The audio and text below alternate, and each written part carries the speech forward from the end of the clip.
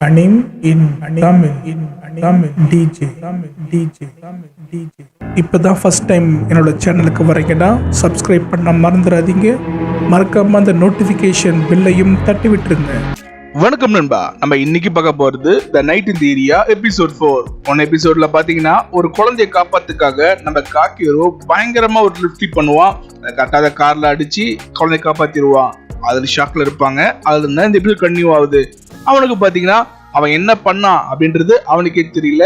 அந்த சின்ன பொண்ணு பாத்தீங்கன்னா ஓடி வந்து இவங்கிட்ட தேங்க்ஸ் சொல்லிட்டு அங்க இருந்து கிளம்பியாச்சு. அடுத்த சீனே பாத்தீங்கன்னா இவங்க ஹாஸ்பிட்டலுக்கு வராங்க. நம்ம காக்கியரோட ரெகுலர் செக்அப் தான் எல்லாமே முடிஞ்சிட்டு டாக்டர் என்ன சொல்றாங்கன்னா செவன் கிட்ட அவன் நார்மலா இருக்கான், அவனோட ஹார்ட் பர்ஃபெக்டா ஃபிட் ஆயிருக்குன்னுட்டு. இதை கேட்ட உடனே கொஞ்சம் சோகமா இருக்கா. இந்த டாக்டர் பாத்தீங்கன்னா என்னமா சோகமா இருக்க, என் கூட வா அப்படின்னு கூப்பிட்டு ரூம்குள்ள வராங்க. கூப்பிட்டு வந்து உட்கார்ந்த உடனே பாத்தீங்கன்னா ஒரு புக் வைக்கிறாங்க. அந்த புக்கு பாத்தீங்கன்னா ஹார்ட் டிரான்ஸ்பிளேட் பண்ண பர்சன்ஸ், அவங்களோட ஃபுட், அவங்களோட பிஹேவியர், அவங்களோட கேரக்டர், ட்ரீம், இதெல்லாமே பாத்தீங்கன்னா யாரோட ஹார்ட் வச்சிருக்காங்களோ அவங்களுக்கு ஏற்ற மாதிரி பல பாசிபிலிட்டி உண்டு அப்படின்ற இன்ஃபர்மேஷன் எல்லாம் அந்த புக்ல இருக்கு. காக்கையோட கேரக்டர்ல ஏதாவது சேஞ்ச் இருக்கா ஐசாவா மாதிரி அப்படின்னு கேட்க, இது எதுக்கு என்கிட்ட கேக்குறீங்க நீங்க அப்படின்னு கேக்குறா. அதுக்கு டாக்டர் சொல்றாருன்னா, நான் வந்து அவங்க அப்பா கிட்ட சொல்லிட்டு இருக்கும் போது நீ அதை ஒட்டி கேட்டுட்ட அப்படிதானே அப்படின்னு கேட்ட உடனே, தெரியாம கேட்டுட்டேன், தெரிஞ்சு கேட்கல அப்படின்னு சொல்றா. அப்புறம் தான் இவங்க கன்ஃபார்மே பண்றாங்க அவளுக்கு தெரிஞ்சிருக்குன்ட்டு. ஏன்னா அந்த டாக்டருக்கு பாத்தீங்கன்னா யாரோ ஒருத்தர் கேட்டு ஓடுனது மட்டும் தான் தெரியும், அது யாருன்னு தெரியாது. இப்ப கன்ஃபார்ம் பண்ணிட்டாங்க. காக்கியோட ஆக்டிவிட்டி பிஹேவியர் ஏதாவது சேஞ்ச் இருந்தா எனக்கு இன்ஃபார்ம் பண்ணுங்க அப்படின்னு சொல்ல அங்க இருந்து கிளம்புறாங்க. ஸ்ட்ரெயிட்டா எங்க வராங்கன்னு பாத்தீங்கன்னா அண்ணன் ஐசாவோட கிரேவுக்கு தான் வராங்க.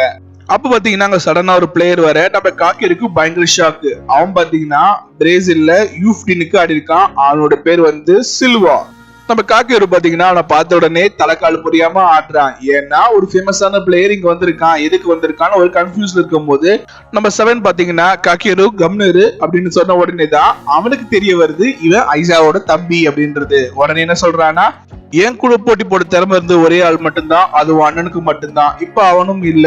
அவன் உன்னை பத்தி என்கிட்ட சொல்லியிருக்கான், அதாவது ஐடியலான ஒரு ஸ்ட்ரைக்கர் ஜப்பான்ல இருக்கா, அது வேற யாரும் இல்ல நீதான் அப்படின்னு சொல்ல, இல்ல நீங்க தப்பா புரிஞ்சுக்கிட்டீங்க, அது நான் கிடையாது அப்படின்னு சொல்ல, சரி ஓகே அப்படின்னு அவன் பேசும்போதே பாத்தீங்கன்னா நம்ம காக்கியரோட இதையும் பயங்கர ஸ்பீட்ல துடிக்க ஆரம்பிக்குது.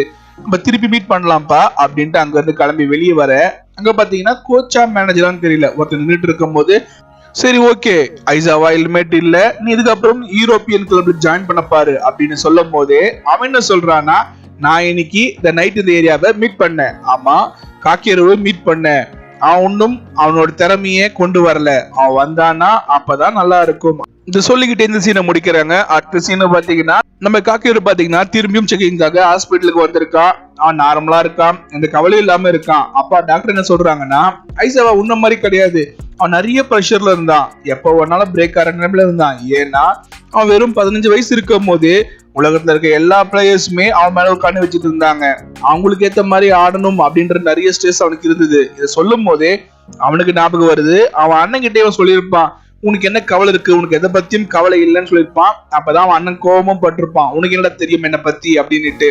அந்த சீன் வந்து எனக்கு பிளாஷ் ஆகுது.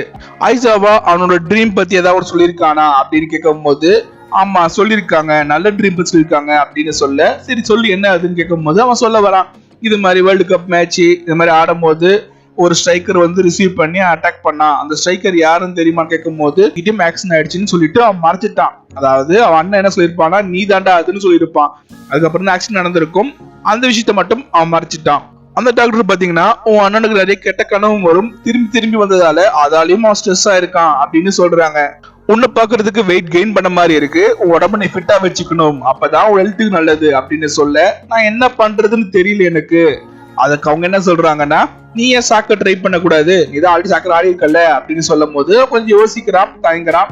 சரி ஓகே அப்படின்ற மாதிரி சொல்லிட்டு அங்க இருந்து வந்துடுறான். அவன் பாத்தீங்கன்னா நைட் ஏதோ புக்கு படிச்சுட்டு இருக்கும் போதே தூங்கிடுறான். அவனுக்கு கனவு வருது. கனவுல பாத்தீங்கன்னா அவன் அண்ணன் சொன்ன மாதிரியே வேர்ல்டு கப் மேட்ச் அவன் அண்ணன் வந்து பாலை பாஸ் பண்ண, அந்த பாலை ரிசீவ் பண்றான்.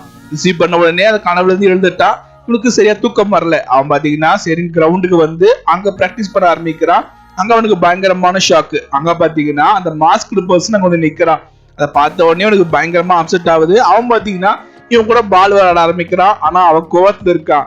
அந்த மாஸ்கோட பர்சன் பாத்தீங்கன்னா பால காக்கேரோட லெஃப்ட் சைடு பக்கம் ஒதிக்க ஒரு செகண்ட்ல பாத்தீங்கன்னா நம்ம காக்கேரு ஐசாவா மாதிரி மாற ஆரம்பிக்கிறான். அவன் கரெக்டா லெஃப்ட் சைடுல வந்த பால ஒதிக்கிறான். அதுவும் அந்த மாஸ்க் பர்சன் நோக்கியே ஒதிக்கிறான். ஒதிச்ச உடனே ஒரு சவுண்ட் கேக்குது. அப்பதான் நமக்கு தெரிய வருது அவன் பையன் இல்ல பொண்ணுன்னுட்டு.